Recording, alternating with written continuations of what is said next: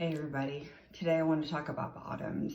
I've had two very different looking bottoms, two different times getting into recovery. The first I've talked about when I got fired from my role when I was about 26 years old because of my drinking. When I was fired, I didn't think I was an alcoholic, and I didn't learn I was an alcoholic till I went inpatient treatment for PTSD, and I read the first step and understood I was powerless over alcohol. Knowing I was an alcoholic, I've shared that I went back out on pills before finally picking up alcohol again. And I knew as soon as I picked up alcohol, I was screwed.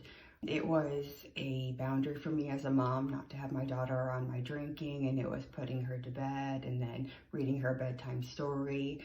And I've shared that, but what really also scared me was I did have two different drunk driving incidents with her, where at one point I had woken up on a Saturday morning, and I typically wasn't a morning drinker at all, but I was so stressed out and anxious that my parents left because I was living with them because I had no money. They left to go out for that morning, and I remember sneaking into their liquor cabinet and getting Tanqueray, which I hated, could not stand the taste, and it actually made me like a mean drunk. Jen was not very kind to me.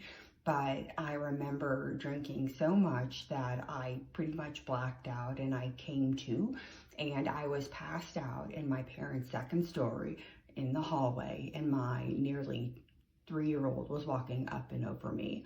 And when I woke up, I was absolutely horrified, and whatever reason, I decided that I needed to do something with her and get out of the house to make myself feel like a better mom. And I remember getting dressed really fast and taking her out. I was still drunk, to go get ice cream. So those things were absolutely terrifying, and it let me know that I was in a very scary place. Also, when you have a belly full of booze and a head full of AA or whatever program you're in, it absolutely wrecks your drinking. It is no longer fun. And bottoms look different to different people. And I know that these days I have yet. I didn't have a DWI yet. I haven't gone the wrong way on a one-way on a highway, and that's yet. I haven't been homeless and not have anywhere to stay, and that's also a yet. I understand these days that my drinking is capable of bringing me there, and it's just a matter of time if I went back out that it would take me there.